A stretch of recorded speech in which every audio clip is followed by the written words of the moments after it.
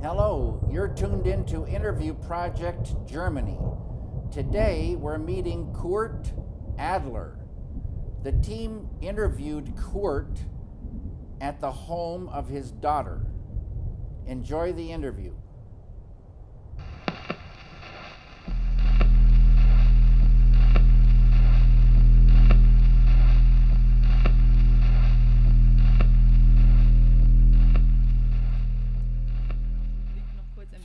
In die Kamera.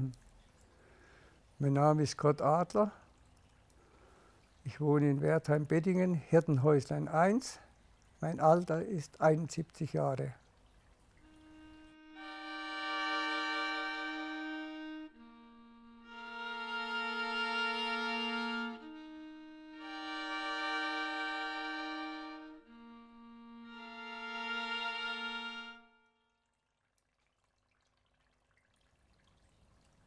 Jawohl, ich bin geboren in Wertheim-Bettingen 1939. Mein Vater ist gleich, wie der Krieg angegangen ist, in den Krieg gekommen. Die Mutter war während dem Krieg ganz alleine. Sie hat einen Pole gehabt dann als Knecht. Und das haben wir früher Knecht geheißen. Ne? Und wir haben so eine kleine Landwirtschaft gehabt mit 10 Hektar. Mein Vater ist wieder gekommen vom Krieg, Gott sei Dank. Und dann ist das Raten losgegangen. Was machst du? Überall Bewerbung geschrieben, alles mögliche, Vorstellungsgespräche. Es war nichts zu machen. Und dann habe ich mich gemeldet, als Landwirtschaft zu studieren oder halt zu lernen, Landwirtschaft. Ne? Und dann habe ich als kleiner Kerl dann, da war ich 14 Jahre dann habe ich 400 Hühner unter mir gehabt, also Baracken. Ne?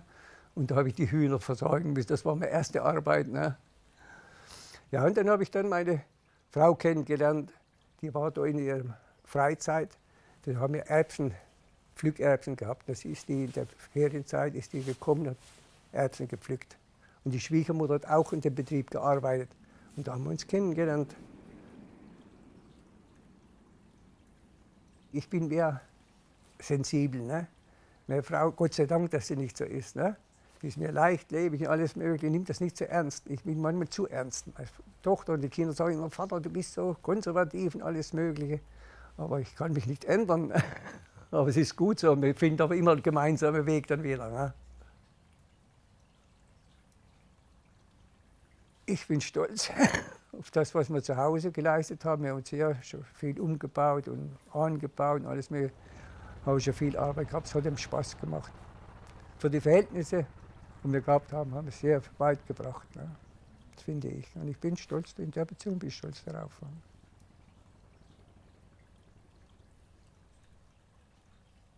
Jetzt lasse ich meine Seele baumeln, sage ich immer so schön. Ne?